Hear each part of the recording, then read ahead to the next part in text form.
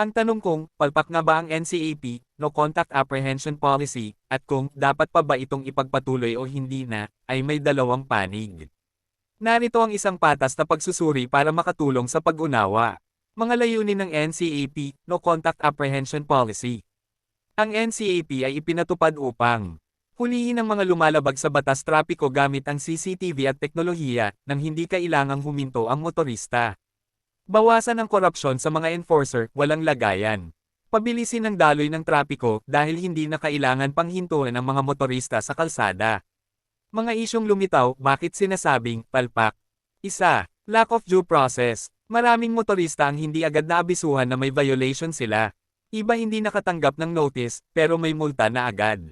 Dalawa, kulangan sa transparency. Hindi malinaw kung saan eksaktong lugar nangyari ang violation. Hirap makuha ang video o ebidensya ng paglabag. Tatlo, violation ng karapatang pantao. May nagsasabing hindi makatarungan ang biglaang pagbabayad ng multa nang hindi nadinig ang panig ng motorista. Apat, registration problems. Ang dating may-ari ng sasakyan ang naaapektuhan kahit ibinente na ang sasakyan.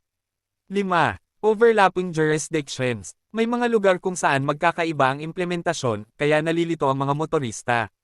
Dapat pa bang ipagpatuloy ang NCAP? Posibleng solusyon, ayusin, hindi basta itigil. Ituloy, pero i-reform. Ayusin ang sistema ng notification. Siguraduhin may malinaw na due process. Gamitin lang kung may sapat na safeguards laban sa maling pagkakahuli. Transparency at appeal process. Dapat madaling makita ang ebidensya. Magkaroon ng mabilis at patas na paraan para iapela ang violation. Opinyon batay sa mga datos at karanasan ng publiko. Kung ang layunin ay disiplina sa kalsada at mas maayos na daloy ng trapiko, maganda ang konsepto ng NCAP.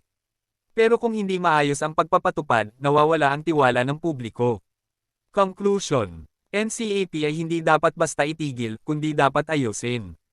Ang teknolohiya ay makakatulong sa disiplina sa kalsada, pero dapat ito'y may kasamang tamang proseso, malinaw na patakaran, at respeto sa karapatan ng motorista.